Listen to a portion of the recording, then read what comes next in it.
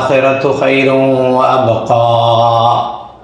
তোমরা দুনিয়ার জীবনকে প্রাধান্য দাও, যেখানে টাকা আছে সেটাকে প্রাধান্য দাও, যেখানে একটু রাজনৈতিক প্রতিপত্তি আছে সেটাকে তোমরা প্রাধান্য দাও, কার আগে কে দাঁড়াবে এটাকে তোমরা প্রাধান্য দাও। এক রাজনীতি করতে গিয়ে কত মানুষের সম্পদ নষ্ট করো, এটার কোনো তোমাদের ভালাই নাই। কত গুনাহ কামায় ফেলাও, এটা তোমার কোনো ভালাই নাই। এই জন্য আল্লাহ তাআলা বললেন সকল মানুষ ক্ষতিগ্রস্ত। যারা সময়কে বুঝবে না এরা সবাই কি ক্ষতিগ্রস্ত। এখন দেখেন এই টাকাকে যারা প্রাধান্য দিবে দ্বীনের উপরে, কোরআনের উপরে, ইসলামের উপরে, শরীয়তের উপরে, মুসলমানিত্বের উপরে, এরা সবাই কি ক্ষতিগ্রস্ত। আমেরিকা কি চায়, ভারত কি চায়, চীন কি চায়? তোমরা টাকাকে গুরুত্ব দাও। তোমরা সবাই কাকে গুরুত্ব দাও? টাকাকে গুরুত্ব দাও। আর ইসলাম কি চায়? তোমার জীবনকে গুরুত্ব দাও, সময়কে গুরুত্ব দাও। টাকা এমনিতে আসবে। কি টাকা আসে না? আসে কিনা বলেন? আপনারা যার যার বাড়িতে জরিপ করেন। আপনি যখন ছোট ছিলেন কয়টা টিনের ঘর ছিল? আর আপনি যখন বুড়ো হয়েছেন আপনার বাড়িতে কয়টা টিনের ঘর আছে? টাকা পয়সা মানুষের বাড়ে না কমে? এই জন্য নবীজি বলেছেন আমার উম্মত না খেয়ে থাকবে, আমি এটার আশঙ্কা করি না, বরং আমার উম্মত ছোট ছোট সেরেকে লিখতে হবে, আমি এটাকে বেশি আশঙ্কা করি, ভয় করি। দিন যত আসবে মানুষের সম্পদের উন্নতি আস্তে আস্তে আসতে থাকবে। কিন্তু যারা ঈমান আনবে, নেক আমল করবে, এরাই এদের সচ্ছলতা, এদের টাকা পয়সাই এদেরকে উপকারে দিবে।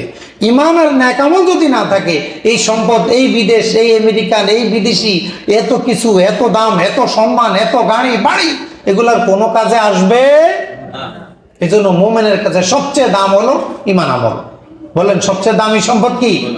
মুমিনের কাছে সবচেয়ে দামি সম্পদ কি? ঈমান আমল। আপনারা রাতের বেলা যে ঘুমান, দরজা লাগায় ঘুমান না দরজা খুলে ঘুমান? হ্যাঁ, দরজা লাগান না? এখন যার বাড়িতে যত বেশি সম্পদ, ওনার বাড়ির তালা কিন্তু তত বেশি। বাজারে দেখছেন না চায়ের দোকানে তালা লাগায় কয়টা? আপনাকে আশেপাশে চায়ের দোকান আছে না? ছোট ছোট 50-60 টাকা তালা দুইটা লাগায়, মালিক যায় সুন্দর মতো ঘুমাই থাকে। মুদি দোকানে কয়টা লাগায়? গুনি দেখেন, মুদি দোকানে কয়টা লাগায়, গুদামে কয়টা লাগায়, এরপরে সর্বশেষ স্বর্ণের দোকানে কয়টা লাগায়। স্বর্ণের দোকানে, এক স্বর্ণের দোকানের তালা যদি আমাকে মাথায় উঠে দেয়, আমরা তো হাঁটতেই পারবো না। ওরে সুবহানাল্লাহ, তালা গাছের ফলের মতো একবার উপরে নিচ পর্যন্ত যত ছাটারের যত রড আছে, শুধু তালা আর তালা, তালার সর্বে যোগীর তালার গাছ। এই যে তালা তালা তালা তালা তালা তালা, শুধু তালা। প্রশ্ন হইল ঘটনা কি? চায়ের দোকানে যে এত কম দামের তালা, স্বর্ণ দোকানে যে এত তালা, কারণ কি? সম্পদ যত বেশি হবে এটা সিকিউরিটি তত কঠিন হবে। কি কথা বুঝছেন না আপনারা?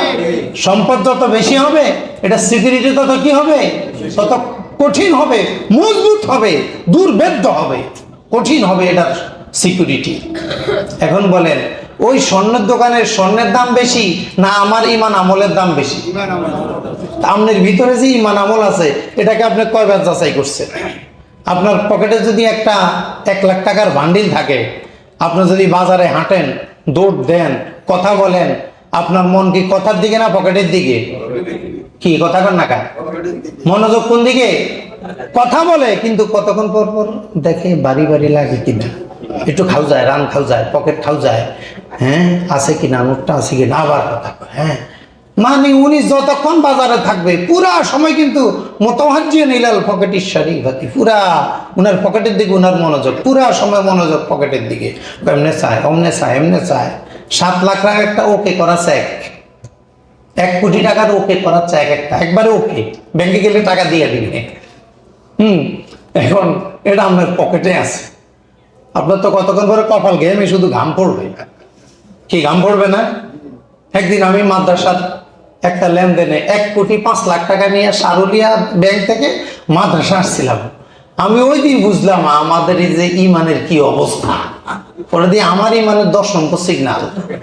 আমি জীবনে বোধহয় এত টেনশনে ছিলাম না। ব্যাংক থেকে একজন গানম্যান দিছে বন্ধু কলা, উনি সামনের অটোতে, আমি পিছনের অটোতে। উনার ওখানে 50 লাখ, আমার কাছে বোধহয় এরকম 40-50 লাখ। এখন আমার সন্দেহ হয়, আল্লাহ আমার যদি পিছন থেকে নিয়ে যায়, উনি তো সামনে দিয়ে চলেই যাবে, জানতে জানতে তো আমার প্যাকেট পুকেট সব নিয়ে যাবে, এরপরে গুলি করবে কাকে? আমার কি অবস্থা হবে? পুরা টেনশনে গলা টলা শুকায়, জিব্বা শুকায়, জানলা কতক্ষণে এগুলো নিয়ে ওই হুজুরের মুখ তাড়াতাড়ি মানুষের দিয়ে টেনশন কারে বলে? ওরে টেনশন, 1 কোটি টাকার টেনশন। আমাকে হায় আল্লাহ, ইমান আমল নিয়ে যদি আমরা এমন টেনশন করতাম তাহলে তো দুনিয়া থেকে আল্লাহর জান্নাত সচক্ষে দেখতে পারতাম। সাহাবায়ে কেরামের ইমানটা এমন ছিল। আমরা কোটি টাকা পাইলে যে টেনশন করি, সাহাবায়ে কেরাম তাদের ইমান আমল নিয়ে এই পরিমাণ টেনশনে থাকতেন। একটু হইলে নবীর কাছে দোষ দিতেন, হুজুর এটা কি, এটা কি, এটা কি হুজুর, কিভাবে হবে, কিভাবে আমরা সওয়াব পাবো, কিভাবে আমরা ইমানকে শক্তিশালী করব। এই জন্য